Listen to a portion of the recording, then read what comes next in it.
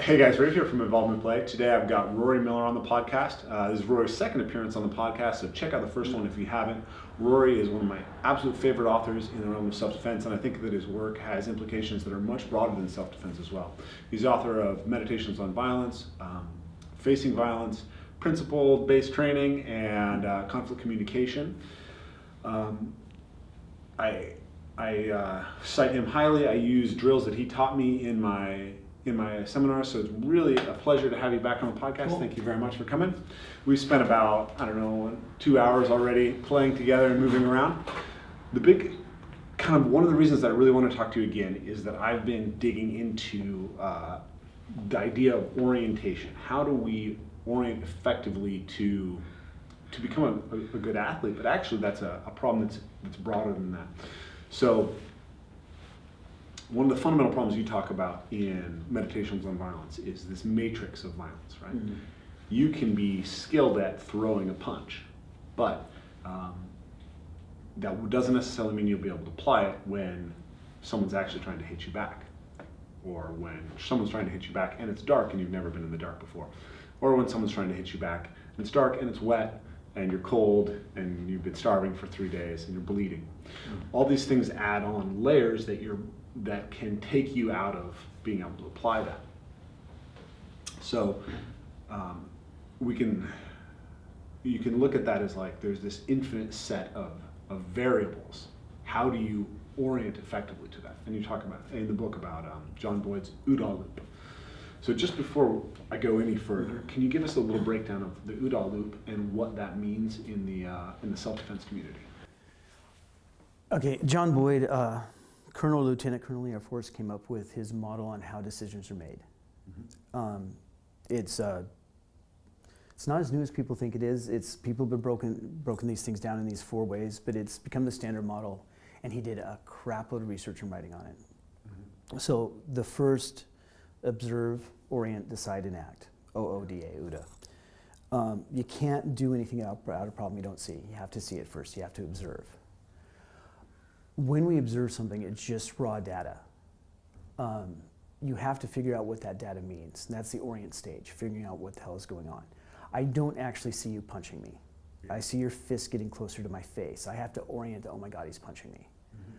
Mm-hmm. Until you orient, you can't decide what to do about it. Theoretically, you can say, I have no idea what's going on, I'm going to do something. Nassim Taleb would call that naive interventionalism. Yeah. I don't know what's going on, but we need to do something. We need to do it now. Yeah. Only after you've decided what to do can you do it. You have to decide before you act. So that loop and all of your actions are the other person's observations, all of your actions or all of their actions are your observations. If you're following up, if they're acting first, you're going through 3 steps before you can respond.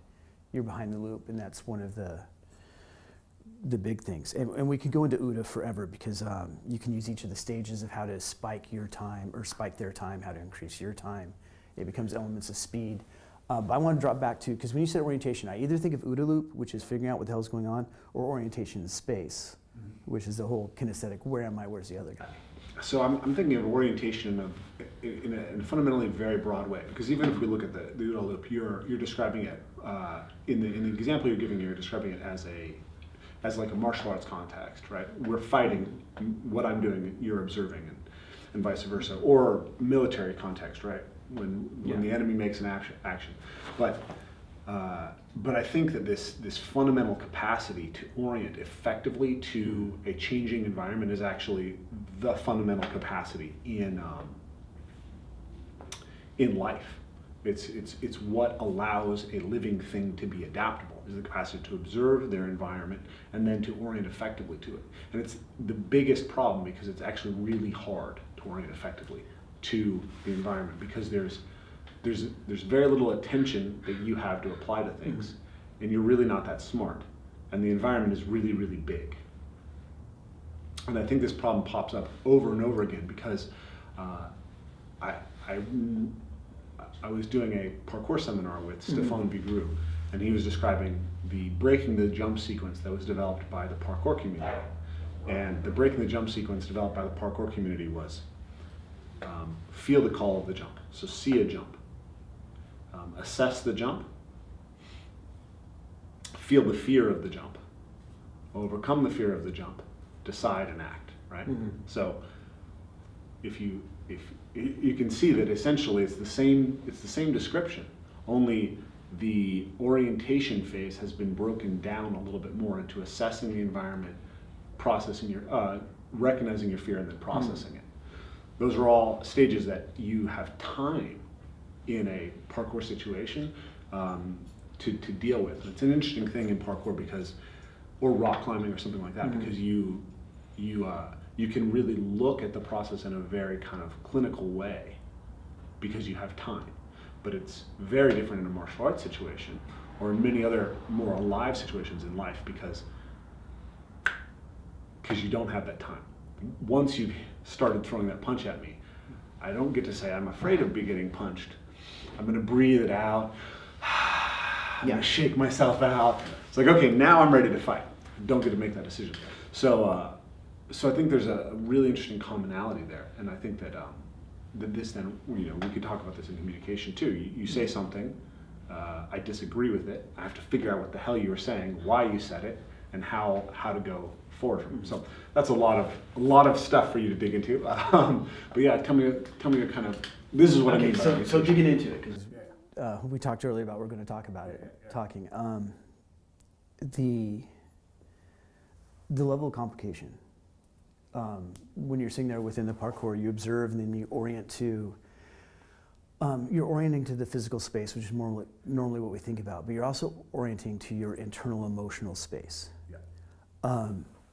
And that's one thing that exists every place else also, especially in novel things. That's one of the things that shuts us down most is when things are novel, we can't orient to them. Yeah. When we have mixed messages, when we have society saying, you don't punch people, and that's the only way out of this is to punch people. Yeah. So we have that social orientation. So all of these things are going on, they're going on all the time. So you were talking about clinical and time to think about it. Yeah. And this is one of those, we can clinically break down everything to the point that it's completely useless. If we sit there and look at all the stuff going on in our brains, but our brains actually process most of this without us being aware of it, and it does it very, very quickly. We're actually pretty good at this. When you talk about how complicated it is and how my immediate reaction to that, not disagreement, is that's exactly what we were evolved for. That's what human beings are best at of any creature ever created, is dealing with that kind of complexity and that kind of ambivalence. And part of, one of my friends, Kay, says that she measures your maturity by how good you are at dealing with ambivalence. And I'm perfectly cool with that. When we're teaching, it goes into the parkour, you're teaching people how to make that jump. Yeah. When you go into teaching, you tend to go analytical, you tend to break it up. A kitten would just try it until it figured it out. And in that place, the kitten at that point owns it. It's not a piece of knowledge in its head that it has to dig out under stress next time. And we were talking about this, all animals learn through play. Humans learn through play. If you can make it into a game and they figure it out themselves, then it becomes part of who they are. It's when we try to sit there and come up, humans are obsessed with this idea that we can come up with a clinical breakdown that will be faster than what we were evolved to do. If I can, or less scary, if I can just write down everything that's involved in a violent encounter and hand that to you, you'll never be scared again because you'll understand it. And that's not the way I'm trying not to use bad language, it's not the way it works. Yeah. But what does work, what works through nature, tends to work pretty damn well. And a lot of it is less, improving it without interfering with it is one of the hardest things in teaching. Yeah. Okay, so a couple things that I'm really interested in there that I want to dig into. First, I think it's totally true that we are the best, really, animal in the world, that we have a capacity to orient towards novel situations that's unlike any other animal, and that's what makes us on multiple unique, levels, conscious, right? Unconscious. We have more using other people's brains. We have more behavioral flexibility than any other animal in the world, and we have more ability to generate new systems and new models of the world, new heuristics to deal with a new situation than anything else. Coupled with more unwarranted self-doubt. Yeah. But, so on one level, yeah, we evolved for it and we're the best at it. But it's still infinitely an enormous challenge, right? The level of reality that's out there that we have to develop to deal with is huge. And that's, so this gets into this idea that you talk in conflict communication about scripts, Mm-hmm. right? Right. You have an argument with your wife. It's the same argument you've had Yeah. before. You're playing out a script. You meet a girl you like. You engage in a certain type of flirtatious conversation. You're playing out a I script. show her the T-shirt that says "My wife said no." Yeah. Yeah. Those scripts are built up by society in a sense Mm-hmm. to make it easy for us to orient through situations. Mm-hmm. Because if we take away all of that, then we have infinite complexity, and it's enormously challenging for our brains to deal with it. As intelligent as we are, we're still very limited relative to reality. So we need heuristics, and we need like we need a value system actually. And this is something that ties right into your work as well. Okay. Like, if your value system says you're not allowed to hit somebody, then don't even show up to self-defense class, right? Because you fundamentally can't take on the thing that you're asking to do. You have to adjust your value system to allow you to have permission to do that. So our value system structure our perceptions that allows us to interact with reality.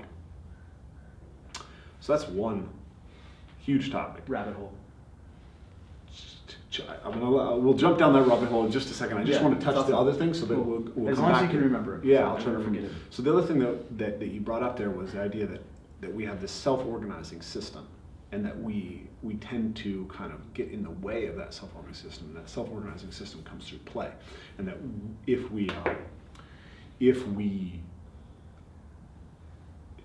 we're always inventing ways to mess up that system in some sense, because we think we're smart enough to do it better a lot of the time. So I really want to dig into both those subjects. Let's start with the first one. Okay. I want to see I what you want have to to say dig into about that that. second one because I get pretty pissed. So I got the second one we can go off on a lot, Yeah. because that second one is kind of the fundamental aspect of what evolvement play is about. So we can talk about that a lot. I wanted to get your take on kind of that first idea that, let's say the fundamental problem that organisms face is that the environment is changing, and there's a lot of the environment, there's very little of you. And that's true for a human being, even though a human being has the most complex nervous system that's ever existed. Do you see where I'm going with that? And do you have any kind of comments on how this orientation problem is so central to how we become the generalist or the adaptive athlete, or how you engage in self-defense in an intelligent way? see, I so badly want to say no. I have no idea what you're talking about. Right? Just keep it going for a while. Good, because I good, think good. it's hilarious. We can do that next time. But it's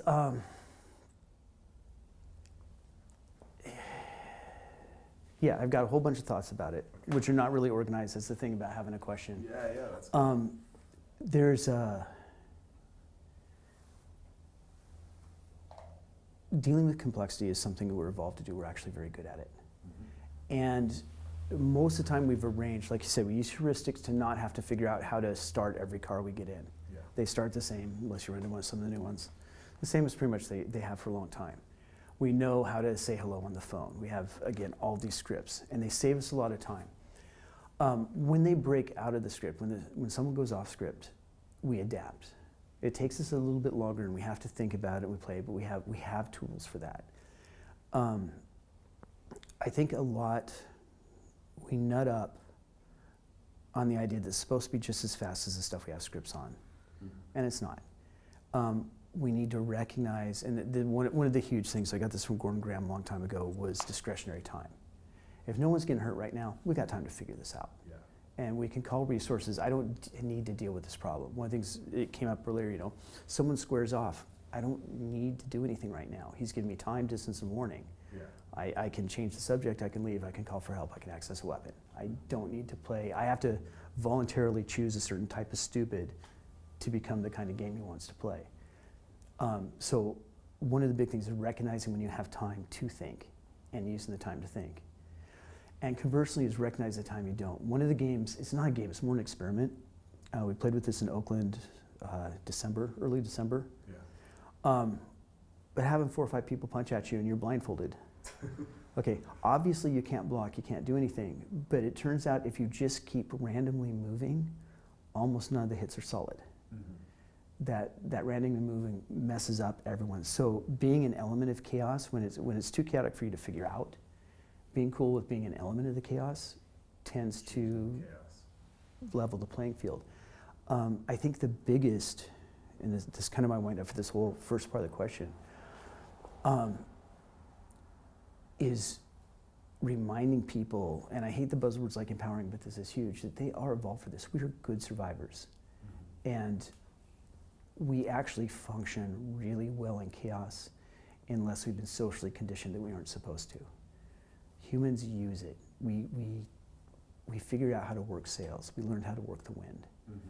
The soul of chaos, and we figured out how to do it.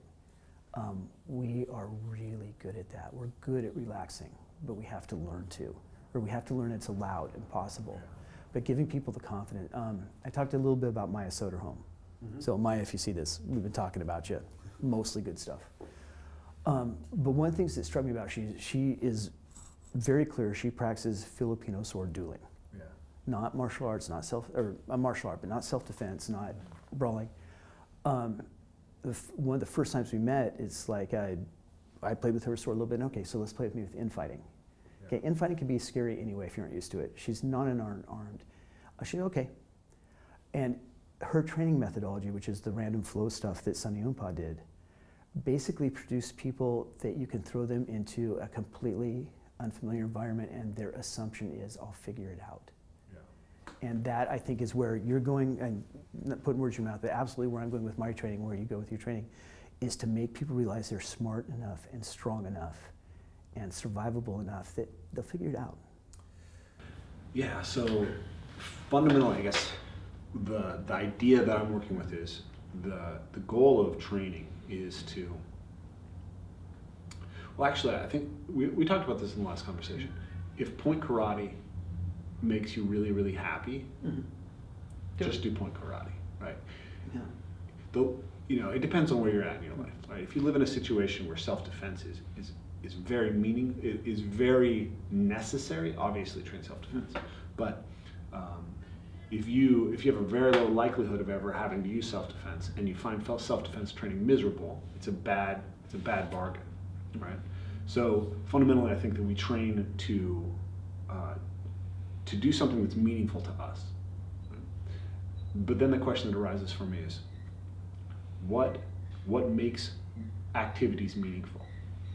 Right? Why do you train? What makes something meaningful? And then if there's commonalities across lots of different people about what's meaningful, then the question is, how do we kind of extract out the principle and choose the most meaningful way to practice? And what I've been adopting is this idea that essentially what we're doing in physical practice is essentially trying to become a heroic person. We're trying to become the thing that we admire, become the thing that's capable. And I've been trying to then look at what is the things that fundamentally make that. It's like, well, is it just being strong? I don't think so. Is it just doing this?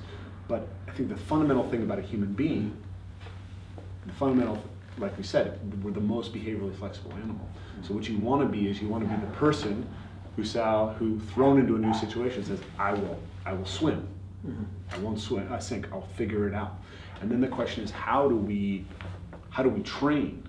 How do we choose the practices that we do, and the approach that we use to those practices, such that we best become that person? And I'll let you Okay, no, this is a huge. World is complex. People are fundamentally complex. Yeah. One of the things that does is it creates an open system, and the difference. A closed system, there's only one way to win. There's one answer. If you have 2 + 2 = 4. Open system, 2 + 2 doesn't necessarily equal 4 if you're dealing with rabbits. Yeah. Okay? It just one of the things. The more complicated the system is, but within that, because it's complicated, because we're complicated, there are way more ways to win. There's I've got a lot of friends that are comic book geeks, right? Yeah. Whole bunch of superheroes that aren't super strong. There are a whole bunch of different ways to be superheroes. Yeah. So when you want to be that hero in your life, there are a whole bunch of different types of hero. There's the strong, there's the smart, there's the fast, there's the, and then backing that down the other way. Weakness should never be It just isn't fun. And it doesn't matter what on any of these levels. Wealth is a power. Being poor is not fun. Yeah. Strength is a power. Being weak is not really fun. It's not.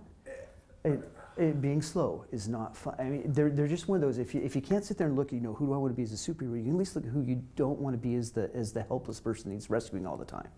And the person who finds, I have this idea that one thing that's interesting about physical practice is it's a place in which you transform things that suck into things that are awesome, right? Like if you never leave your couch, going for a run for 100 yards is a miserable experience. Yes. You will hate your life.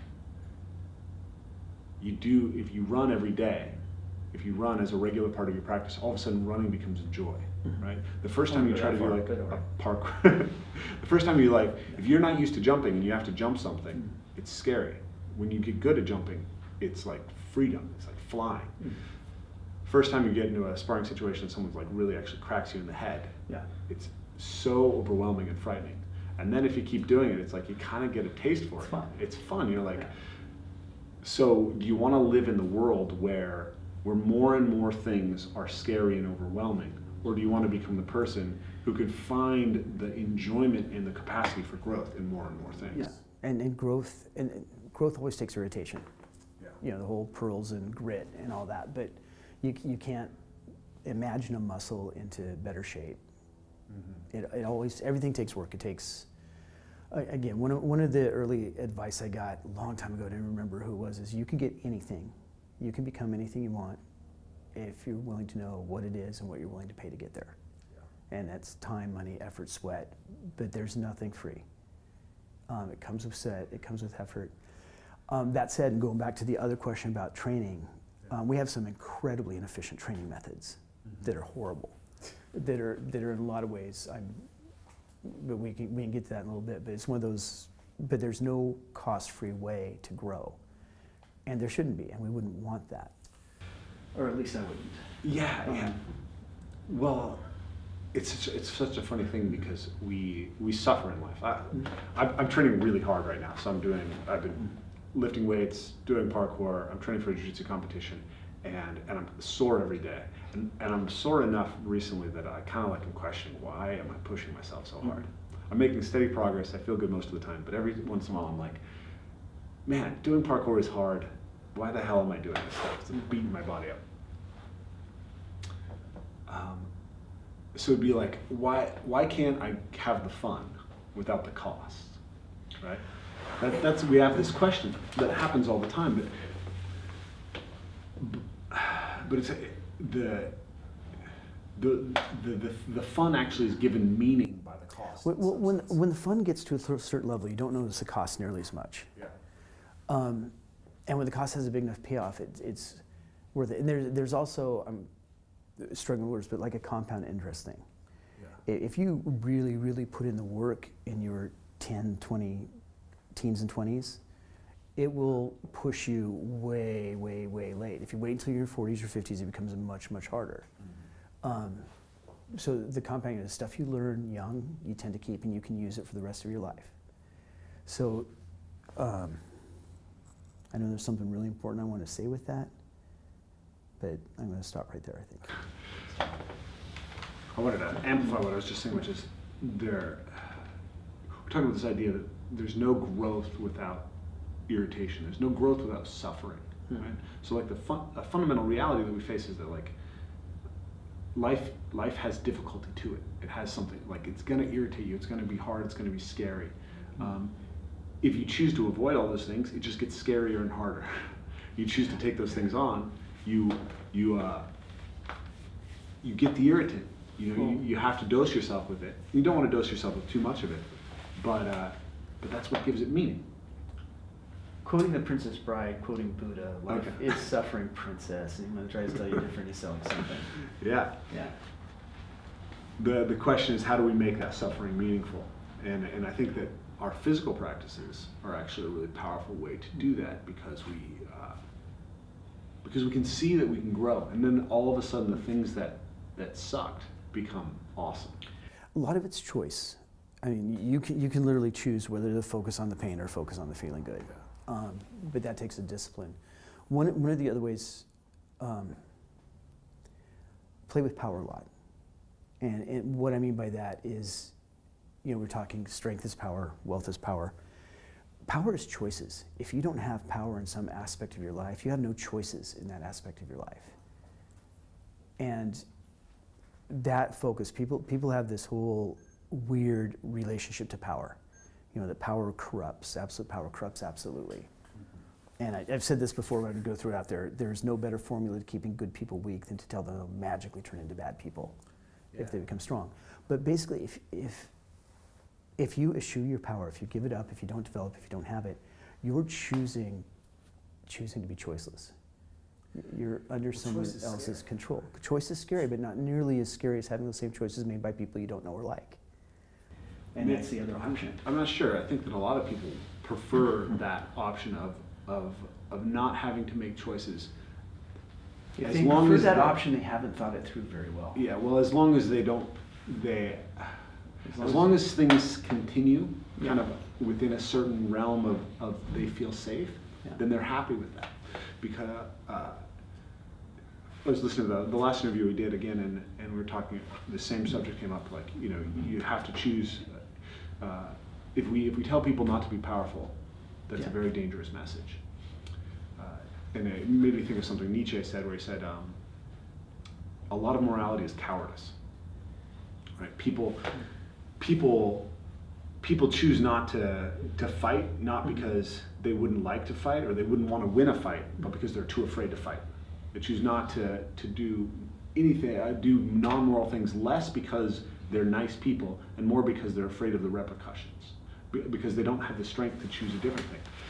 And the idea is that to be virtuous, and you have to be able to choose not to be virtuous. You have to have the choices. You don't truly become virtuous until you become the person who could make the choice not to be virtuous. You said in the last interview, if you don't have power, you're a child. If you don't have the willingness to use that power, you're a dependent. And to me, it's the same theme, right? You want to be a virtuous person.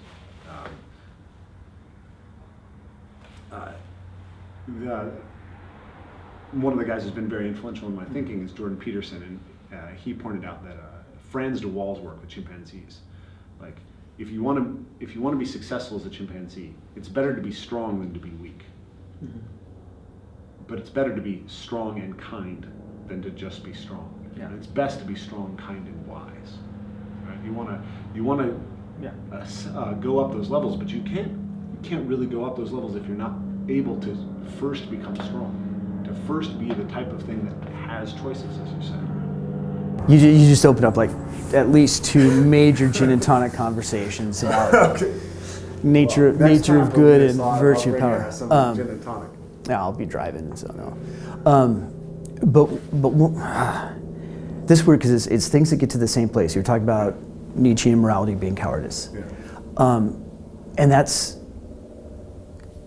Doesn't have to be, but for many people. I get where it's coming from, but it's one of the things when you're afraid on something generic and systemic. Something horrible is happening in the world. The world's turning dark. You don't like the way the election turned out or whatever. There are 2 instincts, and one instinct is we need to make everybody weaker so no one can hurt anybody. And the other instinct is we need to make as many people as possible stronger so they can protect each other. And whether you instinctively believe that humans protect each other or humans prey on each other decides where you go with that. And it's one of those, when you're working from fear, you're going to want everyone around you weak. When you're working from the idea, and this is one of the classic things about classic liberty and whatever, it's not about I get to do what I want, it's I afford you the right to do what you want. And I can disagree with you, but until it actually causes some palpable harm, none of my business. And that position of strength to say that how you want to live is none of my business is fundamental to this whole thing. But it requires enough strength to let other people be strong in ways that are different than you. When you said the thing about you want to make the rest of the world weak. The first thing that came into my head was the story of Harrison Bergeron. Have you read? It's a story by Kurt Vonnegut. If I did, then it was it's a great story. 30 odd years ago. That was, I think, the last time I read Kurt Vonnegut. I can break it down for you very simply. Basically, they've decided that everybody has to be equal. Mm-hmm. In order to make everybody equal, they produce handicaps on anybody who is. Okay, I remember the story. I didn't realize that Kurt Vonnegut wrote it. Yeah. So the Harrison Bergeron, the title character, is stronger and faster and more intelligent than everybody. So he walks around with giant like plates on his body to hold him down, and he has buzzers in his ears, and every keep him concentrating. Keep him concentrating and using his intellect. And he has to wear a mask because he's too handsome and all these things. And it's a beautiful example of this idea of how do we make people weaker, because people who are strong are a threat. Mm-hmm. So you can either respond to strength and power by trying to take it away from everybody else, or you can respond by saying, how do we make ourselves strong and then also virtuous? But we teach what we teach because we're dedicated to making people stronger, not Precisely. And it's always easier, if equality is that important to you, it's always easier to tear down the top than it is to build up the bottom. Mm-hmm. But it's not productive in any way. It's making the weak people strong is way more effective and more fun, and it makes for a much better world than trying to make the strong people. Weak people are annoying, flat out. They're just annoying. Yeah. Okay, they're whiny and backstabbing and gossiping all the time. When they get enough strength to be able to look comfortable to demand respect and to deal with the problems themselves, they become much easier to deal with. I want to get into a topic that I didn't plan on talking to you about, but I feel like it really connects to this, and it's something that's been bothering me. So I'm going to touch base on it recently, just briefly, and bring it into this conversation. But are you familiar with the Me Too movement? Yes. So I'm myself the victim of sexual molestation. There's people in my close friends and family who are. It's very encouraging to me that these stories are coming out. Mm-hmm. But there's a tenor in which the way that it's being looked at, which is just about there's some evil people that we need to create a system to control. Mm-hmm. And I think that's the wrong way to look at it. I look at the stuff that happened in my life and I ask, how could I have been strong enough to recognize what was going to happen before it happened, and to make the right decision? Yeah. How could the people around me have been made strong enough and aware enough to be better people? And how do we all kind of, by choosing weakness, participate in the systems that allow predatory individuals to continue to thrive? Because like every one of those guys mm-hmm. had hundreds of people around them that made some choice that was less virtuous than it could have been, that contributed to the fact that they were able to continue to be predators for years. And so is the answer, we just need to fix some system we just need to have a conversation about patriarchy? Or is the answer, how do I as an individual become a more virtuous person who's able to make the right decision, to not make the expedient decision in that type of situation? I don't know the answer. Yeah. That strikes me. Yeah. How many of those bad guys could you name? A lot. Okay. How many of the people that actually came Not forward? Many. Okay, so that's one of the things we're fundamentally fucking up. We're looking at the bad guys, giving them the name recognition, not looking at the heroic people that actually finally, because this shit's been going on. I mean, this used to be jokes in the 50s about casting couches and bosses shaking, and it's one of those, we've always done, and then someone stands up and everyone, me too, that's wrong. It's either always been wrong, mm-hmm. Which it has, or it suddenly became wrong. It didn't suddenly become wrong. We suddenly had people that had gotten enough position of their own, enough power to feel safe to say, oh, fuck no, this stops here. So we need to celebrate that power. Their name should be more important than the assholes that victimized them. Mm-hmm. We should be looking at them. And this is part of it. People, that this is a use, that was their individual power. They used their power, they used it in a pro-social way. They proved that their power did not corrupt them, it made them better. They stood up for themselves. In the process, they're standing up for other people yet to be victimized. And within that, we have, again, bosses chasing secretaries around the desk. We've had a role model for that since there was television. But, and so you're asking about, what to do at the time. Where were your role models for someone saying, no, this bullshit stops here? And we have to, until we start empowering good behavior and saying that power used for good is good, and get rid of that whole power is always bad, we don't have the role models, we don't have anyone to follow, we don't have anyone to stand up.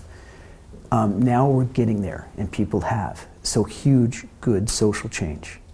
But within that, and that's one of the things I still look at that clue, why do we know the names of the bad guys?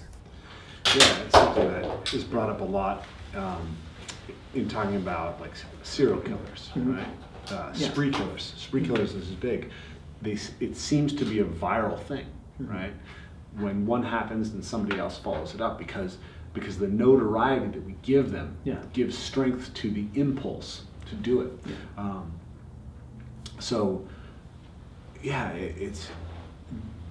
There's something there to me though that seems to connect to what you're doing and to what I'm doing, which is how do we actually cultivate people who have power to make a different choice? When so many people are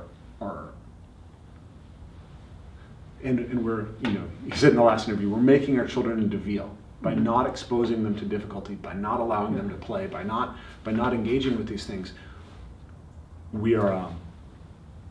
We're setting them up to be the person who freezes when they see something that's outside of their expectation. When someone takes advantage of the scripts and takes advantage of the social functions, like you've been told to be nice all your life, when someone takes advantage of that. Do you have the strength to do it, and how do we develop that strength in people? It's hard because there's so much of society right now that appears, at least from my point of view, and we probably talked about this last time, to be trying to deny that. One of those, taking a big long circle around. One of my friends, Steve Barnes, is one of the best people for me to talk to about racial issues. Straight up, we can no taboo subjects. But one thing is privilege, and we have a bunch of people come from my background, white redneck. There's no such thing. Bullshit.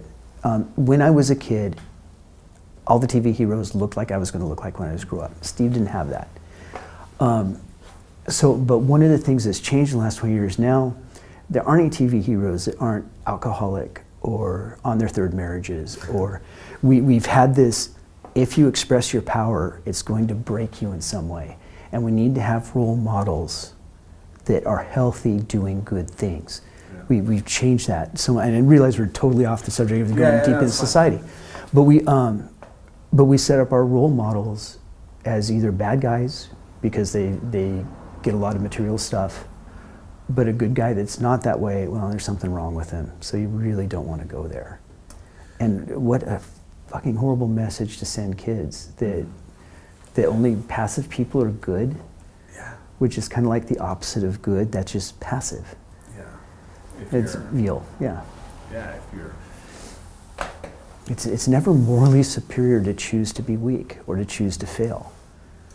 That's just failing. Yeah, you can't... I think power amplifies, right? It amplifies the good or the bad. And when you see someone who's in power, the amplifying signal of what they're doing that's wrong makes it easier to see whatever that they do that's wrong. So it's easy to tear down people who are more powerful. But what you can't see as easily, perhaps, is that it's also amplifying whatever is good. And if you can both make yourself a more virtuous person, right? And well, I don't think you can be strong without. You can't be truly virtuous without being strong. But if you can be good and you can be more oriented towards helping other people, more oriented towards bringing good into the world, and you can take on wanting to become strong. That's huge. And just to kind of tie this back in, because we could go on this for a while. I want to talk to them for a second too, because one thing with strong, a lot of people get into the physical strong or the obviously measurable strengths. In this context, strength or power is your ability to affect the world. So compassion is power. Kindness is power. Communication, coalition building, making friends are all forms of power. It's not just being able to lift cars and run or influence people or force them to do what they don't want to do. They're a whole, but art is power. Well, the funny thing is that we seem to have forgotten that at a time when it's probably less true than at any time in history that power is strength. Yeah. Right? Like Absolutely. and yet we don't seem to realize that the point of physical practice is primarily actually to develop the strengths that we carry into all those other characteristics in life. It's like you can lift a lot of weight. That's relevant more for how it helps you set yourself up psychologically to deal with a difficult boss or to have the fortitude to work through the difficulties in your marriage. It's like in mountaineering they say, well, it's not what the man does to the mountain, it's what the mountain does to the man. And this is of course true whether you're a man or a woman or whatever. Or a dog. Or a mountain. That's fundamentally what I think we're aimed at cultivating. So the loop I was going to try to make back is you wanted to talk about this aspect of how our education system is bass-ackwards. Pretty much, yeah. And I think that's fundamental to this broader sort of political conversation we've been having. How there's an inherent system that human beings will sort of go into to make themselves the creatures who can orient towards chaos, who can become strong, who can become virtuous, and maybe we're actually we're hijacking that system, or we're breaking it down. So I know you had some stuff you really wanted to get in there, and I felt like it was a good segue back.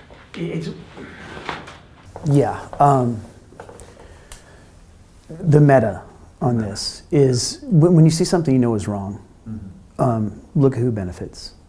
Right? Don't look at who's damaged, look at who benefits.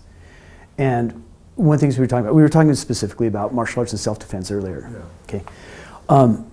In martial arts and self-defense, specifically self-defense for me, you're teaching people to stand up for themselves. You're teaching people not to be reliant.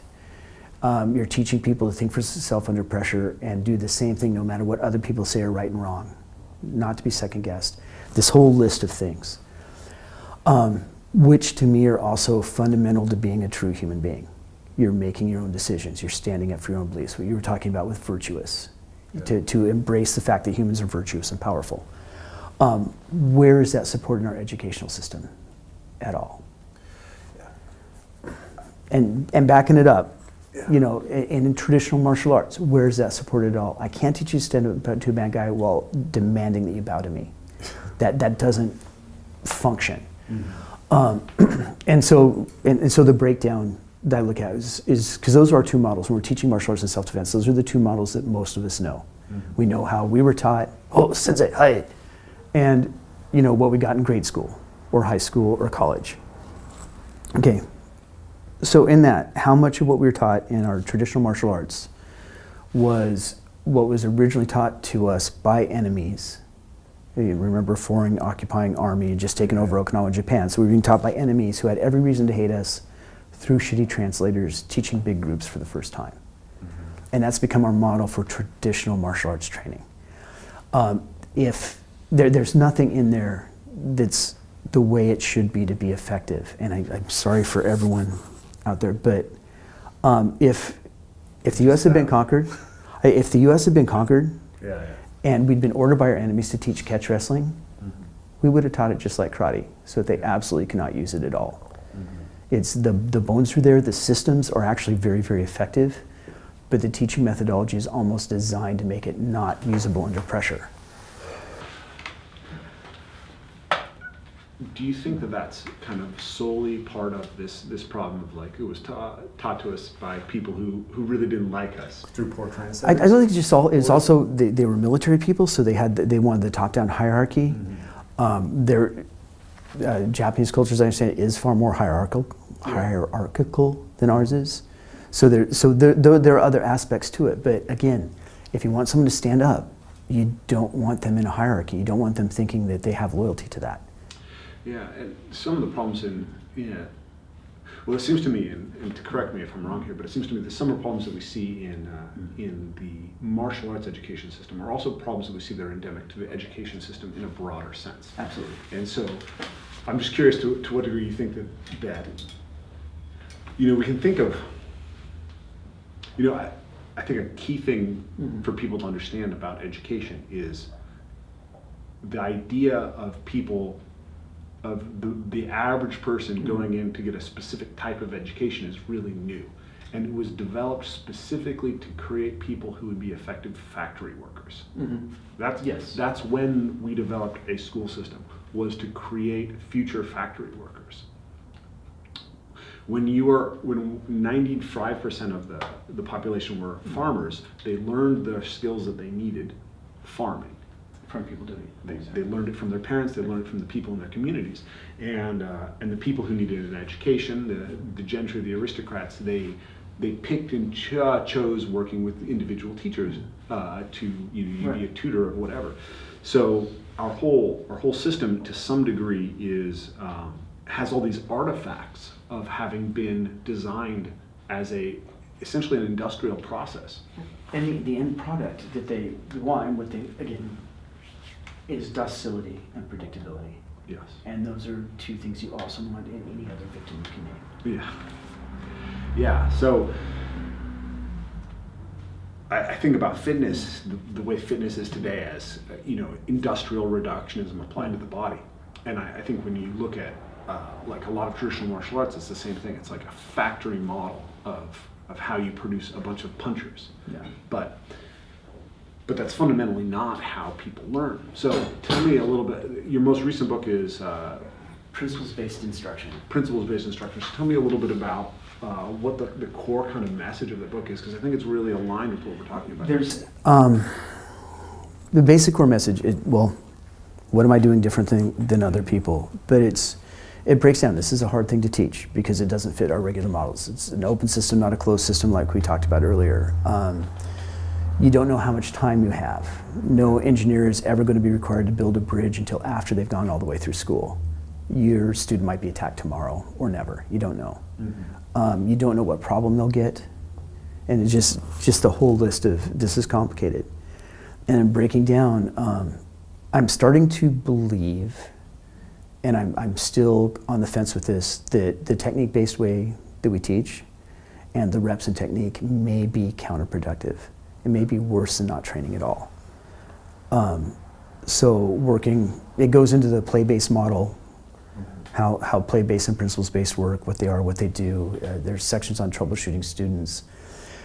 I think the most interesting section for me is the one on taking whatever it is you're teaching anyway and then breaking it down to its actual self-defense core. And for most, you can have something that takes 20 years to get 20 years used to be 8 years pretty consistently, get your black belt. But there's probably about, for me, 40 hours of stuff that's really, really critical for defending yourself. Yeah.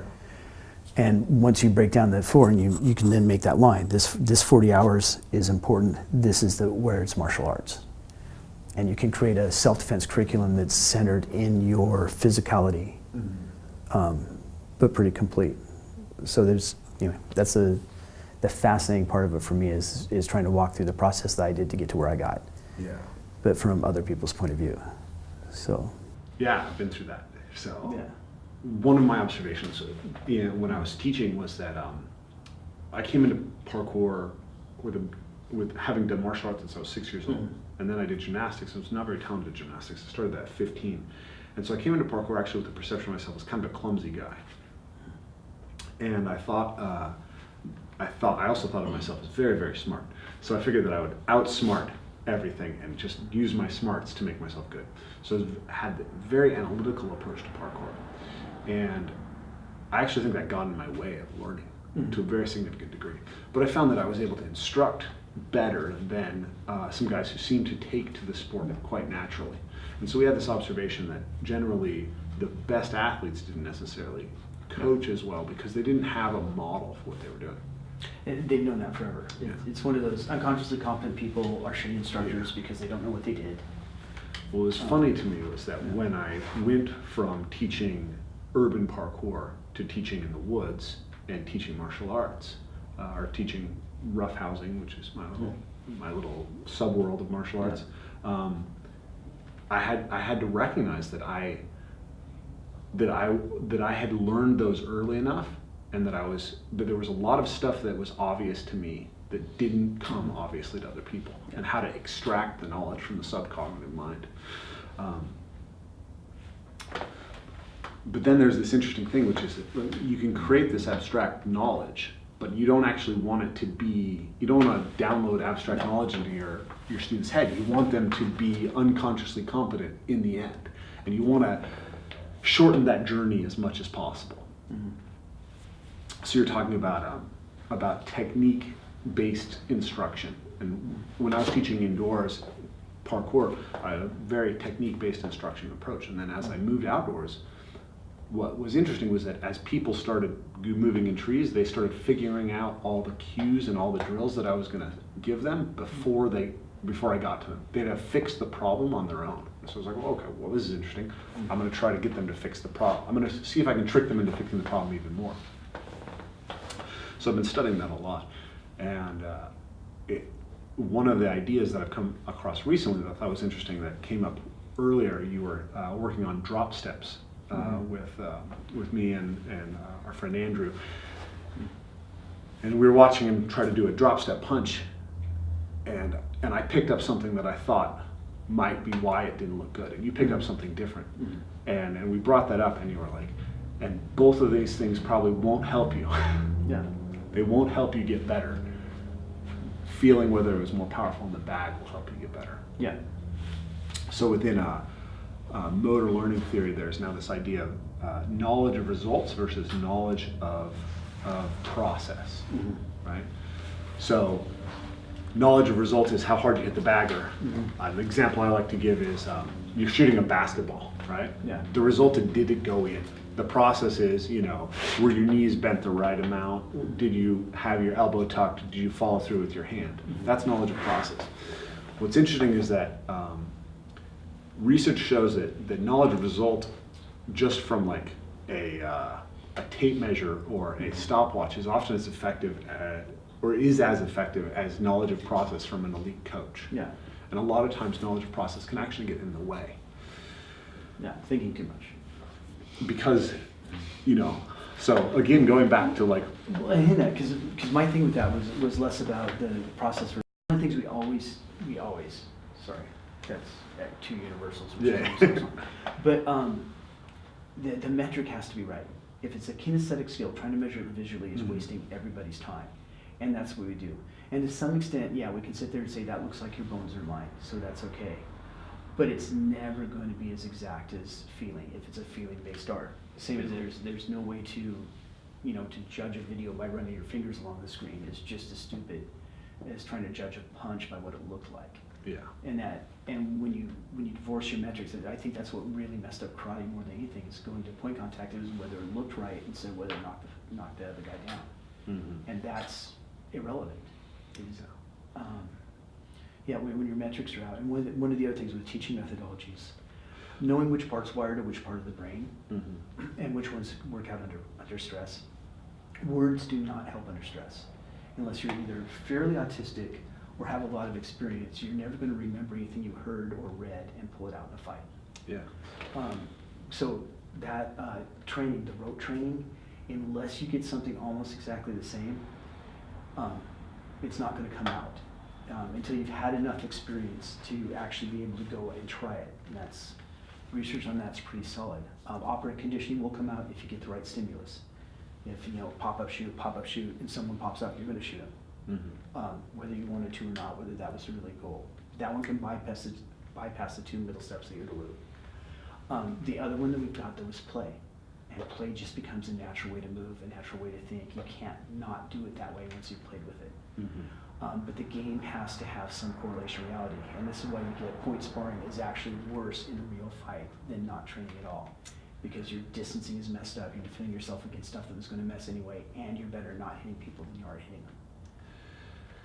Yeah, for some the idea that's popping into my head right now, again, I guess I'm having a very philosophical kind of day. We always do that when you yeah, I guess is the skin in the game idea that Nassim Taleb talks about, right? The expert problem, right? If you're a karate, point fighting karate expert, you can mistake that for thinking you're a fighting expert. Absolutely. And when you play a game that's not the game that you're trying to inform people about, you run into this problem of not having skin in the right game. You're not learning the right lessons, and I think it's actually the most difficult problem within self-defense in particular, right? One thing that I like about parkour is that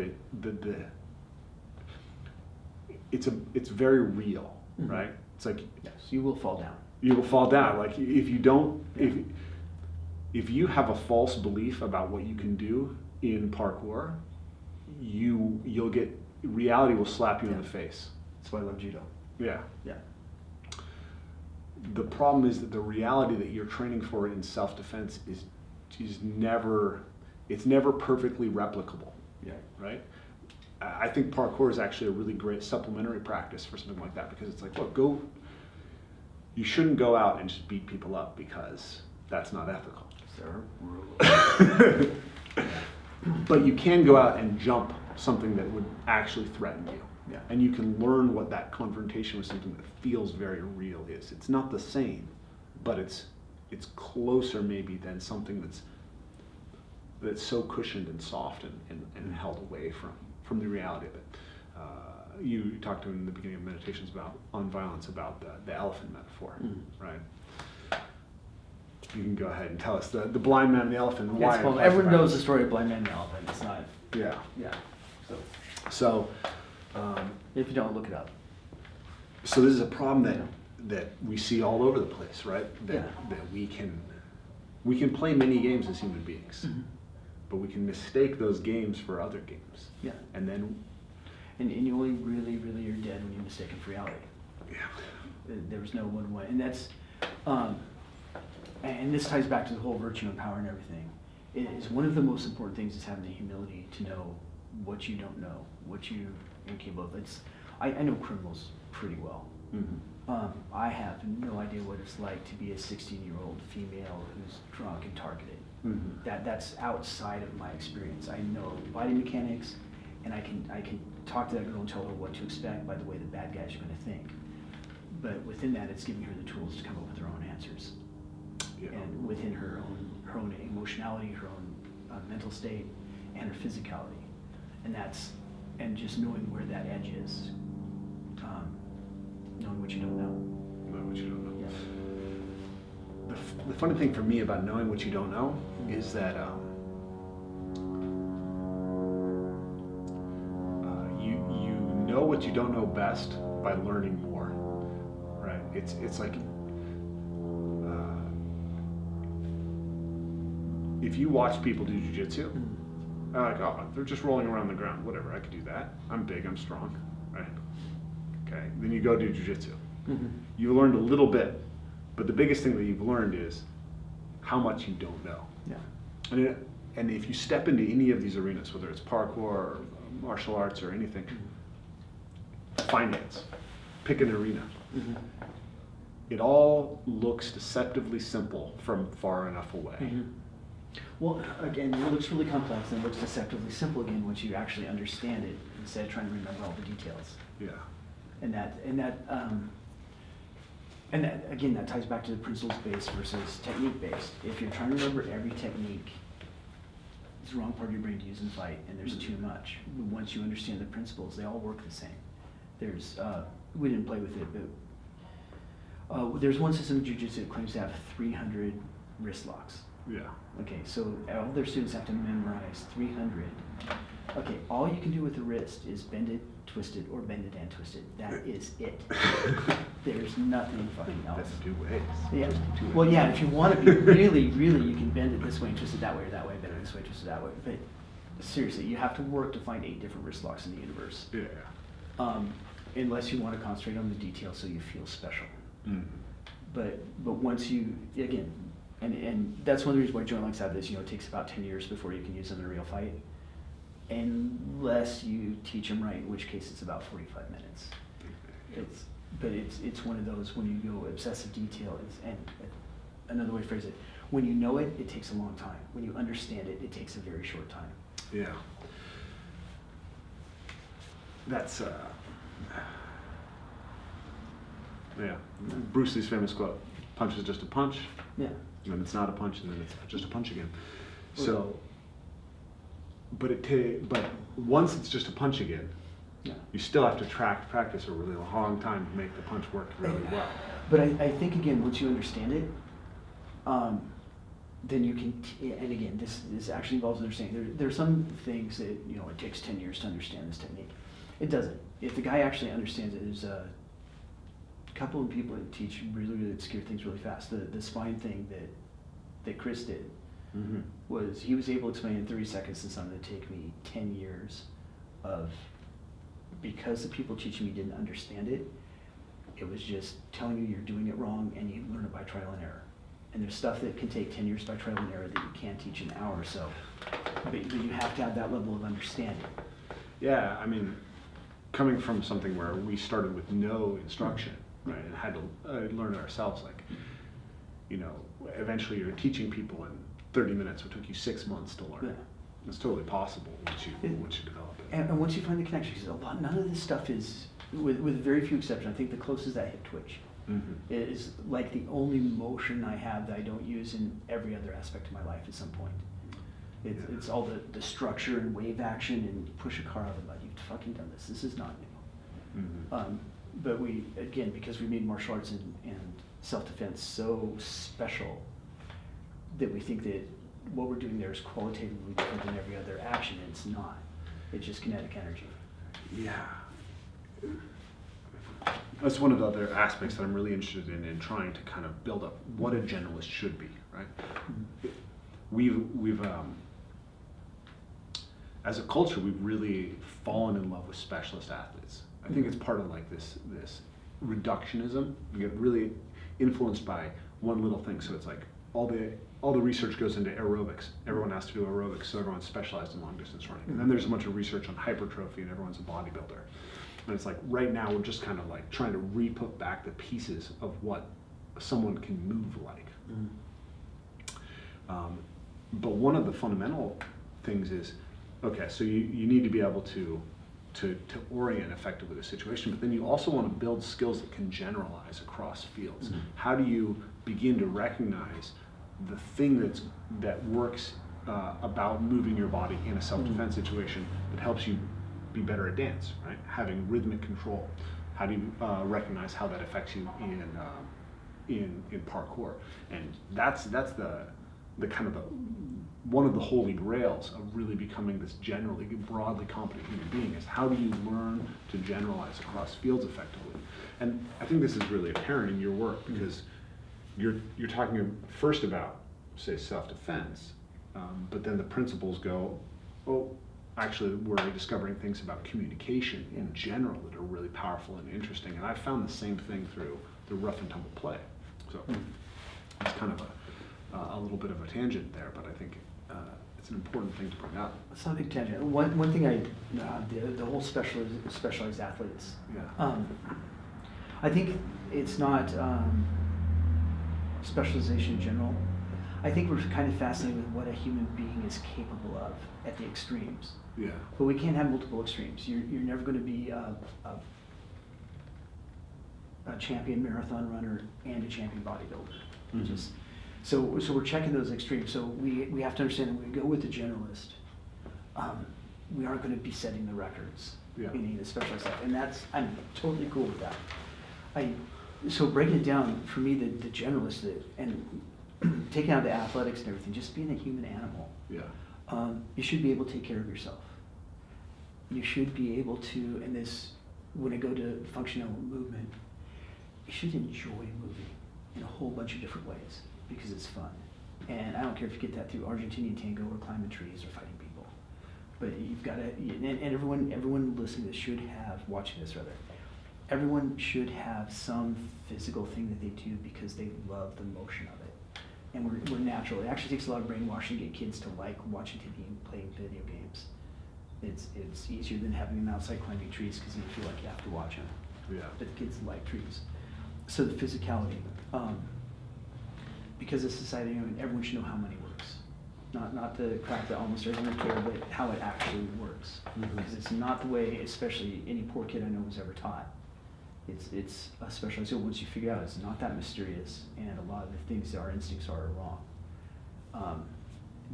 Everyone should be able to handle basic medical stuff themselves. They should be able to do their own first aid, their own nutrition, their own basic repairs, carpentry. But you can make this list, and for me, being able to find your own food. Yeah. You can find your own food, take care of yourself medically, find shelter, and defend yourself. Who can really dominate you? Yeah, I made this video recently called the self-worth esteeming.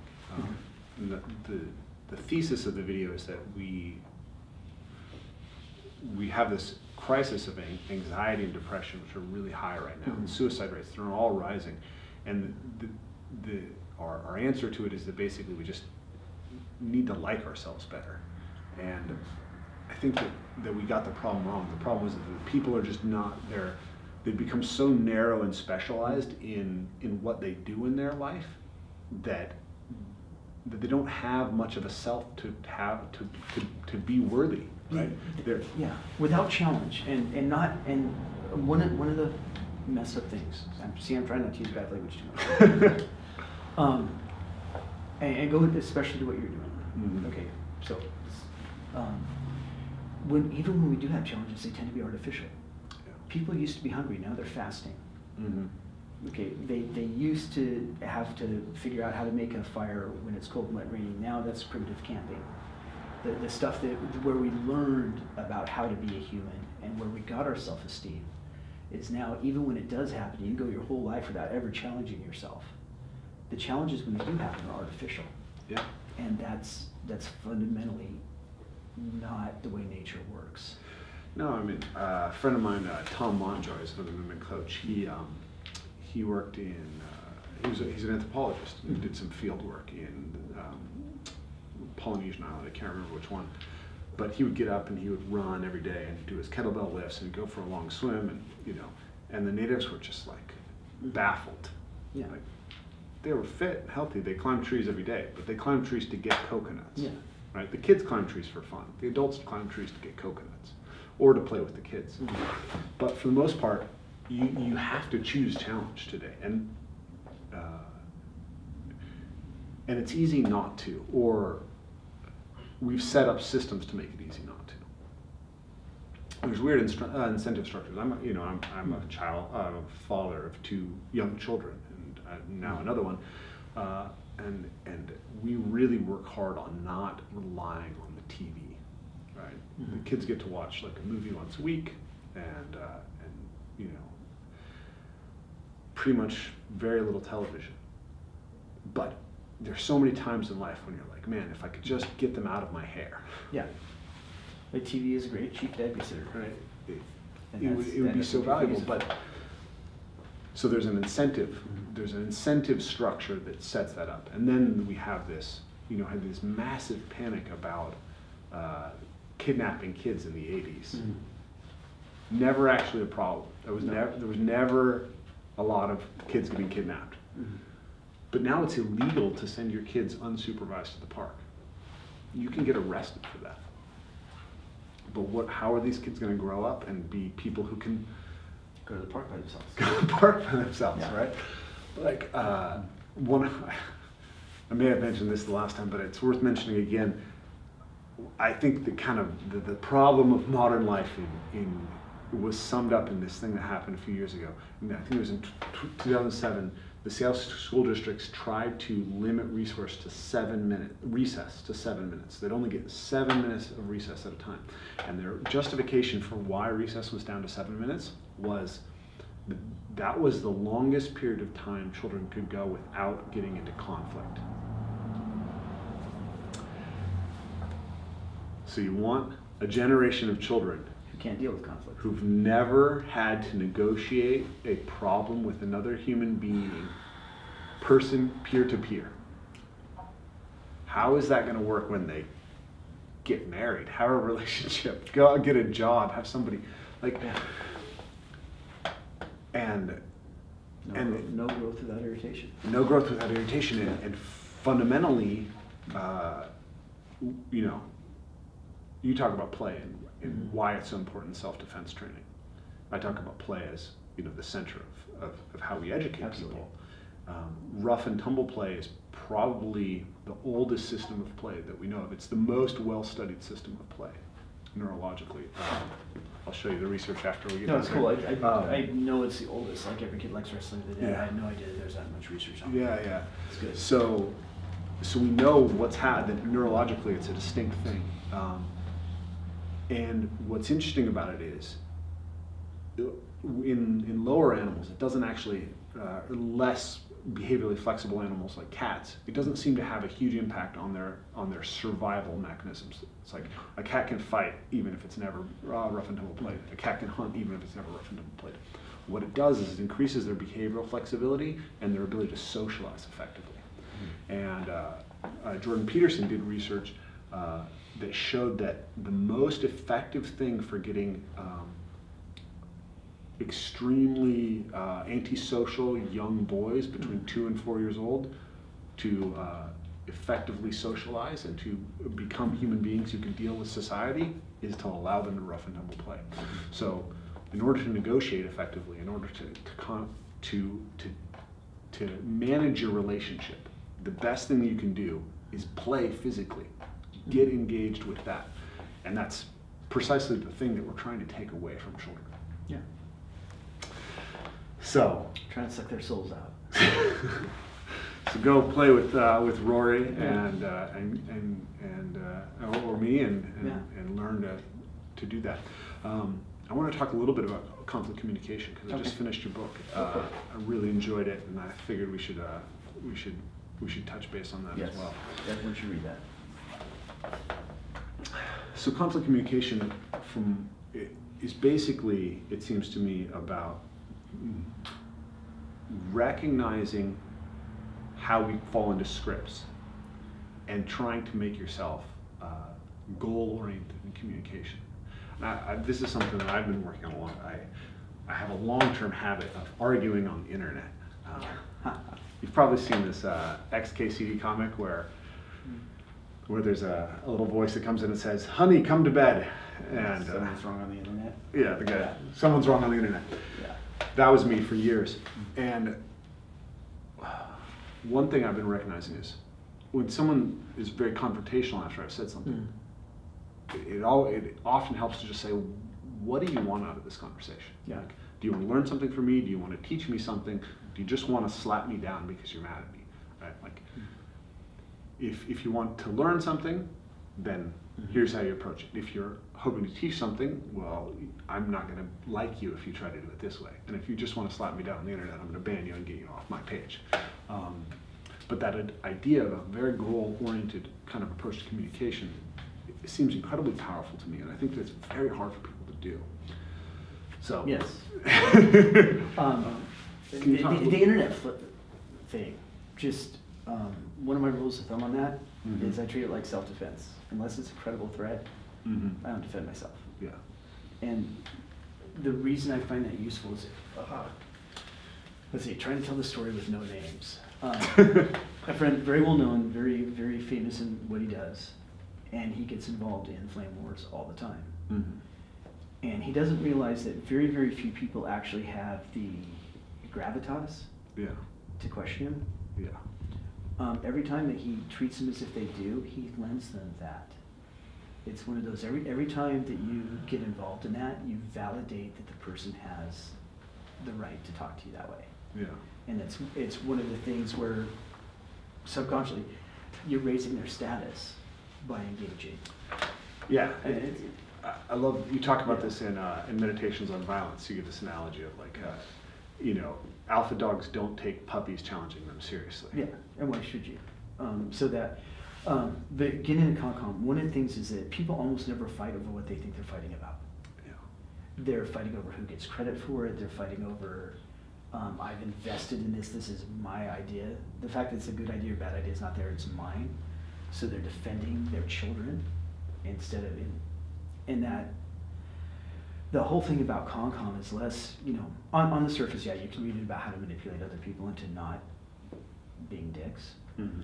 But the primary thing is to notice when you're the one who's on a script, being in your monkey brain, trying to prove that you're the boss, and shut that up long enough for what we call your human brain to take over and run it. Yeah. I really like the heuristic that you have in that. Yeah. There was one thing that I was a little bit curious about, which is this Okay. distinction between the monkey brain and the human brain. In the book you talk about the lizard brain, the monkey brain, and the human brain. Yeah. The lizard brain is oriented towards survival. The monkey brain is oriented towards kind of the social group and the emotions, and the human brain is oriented towards problem solving. I think it's a really good heuristic. I guess I'm nitpicking a little bit. Oh, go for it. But I think that the heuristic, if there's one flaw in it, it's that it tends to make the human brain seem like the virtuous part of the brain, and it kind of puts reason at the top of everything. The problem with that is that without the emotional brain, we don't actually have any effective goal structures for the reason to work with. And when you take away the emotional brain, reasoning actually gets really weird. You can damage someone neurologically and take away their ability to like have an emotional response, and you end up with people who they're not rational. They actually become sort of insane or psychopathic. So there's this interesting balance that we have to play with in communication about recognizing the underlying emotions and how they're driving us, and being able to leverage them effectively while learning to separate out into the human brain. And so I just wanted to kind of throw that at you, because this is something that I've been working on a lot myself, is how to use reason effectively while keeping it in proper relationship to the intuitive and emotional mind. It's not throw out. And I evidently not as explicit as I thought. Okay. But one of the things in there's a whole bunch of stuff in the monkey brain. And a whole bunch of the book is about how to deal with the monkey brain, because that's where most of our problems are coming from now. Mm-hmm. It doesn't mean the monkey brain's bad. The monkey brain is why we have friends and family and pretty much all the things that we value. Yeah. But it is set to trying to solve the problems that we have the way a chimpanzee would have. Mm-hmm.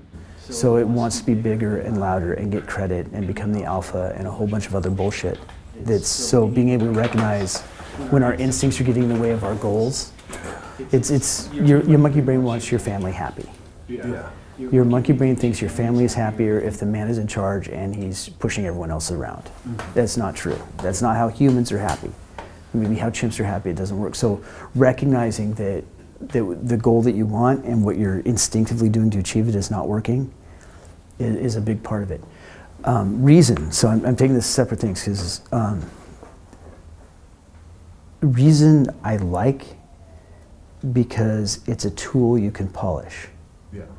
And it's one of those,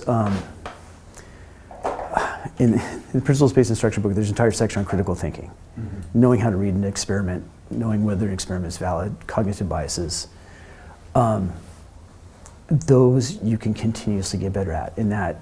And when I define virtue, because we talked about virtue already, virtue to me are those things that are not about good or evil, they're about getting better. When we say something's good or bad, then we put it in a binary, and you're never completely good, you're never completely bad. It's one of those, am I better today than I was tomorrow? And to me, that's how I define virtue. Yeah. So I think reason in that case is a huge virtue in the fact that I can always get better at it. I can be more effective. I can look around and see, is it making the people around me more or less happy? I went through radical honesty phase. Was it making anyone around me more happy? Yeah. So, but You don't think the intuitive mind and the emotional mind can over time become more matured and they do sophisticated? but not if. And this is really hard to balance. It's not just that when you're in your emotional brain, you'll make more mistakes. You'll justify them and convince yourself there are no mistakes. One of the things is, if you look through anything historically, any massive amount of evil, huge, Stalin, Hitler, they all in their own mind were serving the common good. And if you look at their writings, and it's one of those, once your emotional brain believes that what you're doing is right, there's no limit to the evil you can do. So it's one of those, a part of me wants to agree with you that is very, very important. That's also the part of my brain I'm most afraid of. It's because it would be very easy for me to justify fixing the entire world. And I need my reason to sit there and go, your idea of fixing is not everyone else's idea of fixing. Yeah. So it's interesting. I've heard that problem described the opposite way. That reason can become absolutist, right? Mm-hmm. That a lot of times. Yeah, and it can't. Your rational mind tells you, yeah. I can't see any other solution than wiping out those people. If your reason's absolutist, it's not reason. It's just flat out. It's one of those. No, I prove it to you right now reasonably. It's one of those. This is an infinite universe, right? Yeah. So you're wrong. There's no solution you can come up with that's the best solution in the universe. If you're rational, you'll know that. Mm-hmm. And so you'll never be driven into that. There's only one thing to do. That's always emotion rationalizes reason. Mm-hmm. Okay. Yeah. I'm not gonna challenge you on that one. Okay. I think let's think about it for a couple. Yeah, think about that one. Yeah. Get back to it.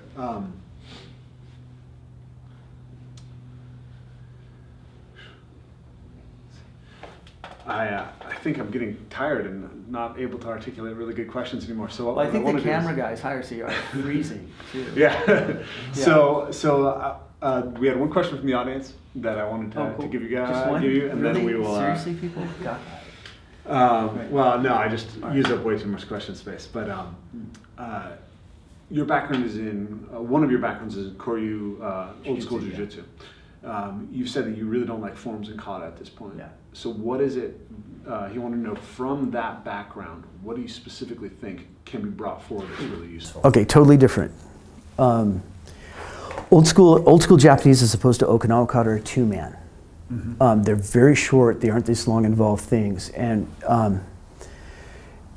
what they are is an operant conditioned response to what they saw as the habitual acts of violence of their time. So they were nothing like the karate kata, which is forms and body mechanics. These were like, oh shit moments. So the uki would give you a stimulus, draw sword at your head, and it was a way to operant condition an immediate response, non-thinking to that. Again, operant conditioning, bypassing the two middle steps of the OODA loop.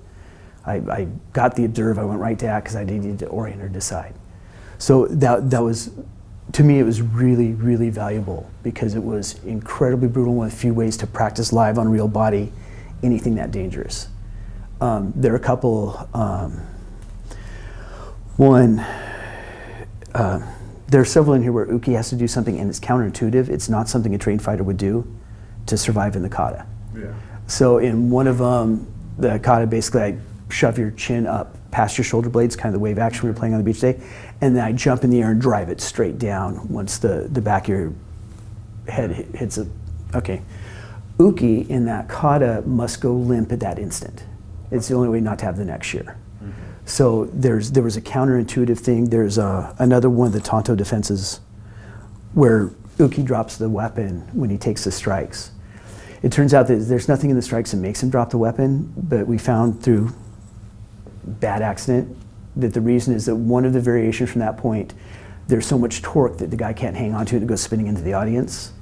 And the other variation actually has him land with his floating ribs on his liver side on the suba. So probably not good. Right, so there are safety things that uki does in the kata so that you can do the full forceful powers. So that was the difference in that jiu-jitsu, is that they weren't rote motions, they were operant conditioned responses to expected attacks. Cool. Well, cool. Fun. Super engaging talk again. Really enjoyed it. Cool. We'll chat again, and thank you for coming. ChironTraining.com Yeah. for all your blogs. When I update it, which I probably will sooner or later. And upcoming seminars. Anything else people should know about you? I'm in the UK through all of February, except for last weekend in Amsterdam. I'm going to be back in Oakland. I don't know, I'm all over the place. Okay. Yeah, and also look at violence dynamics. So Violence dynamics. yeah. Okay, cool.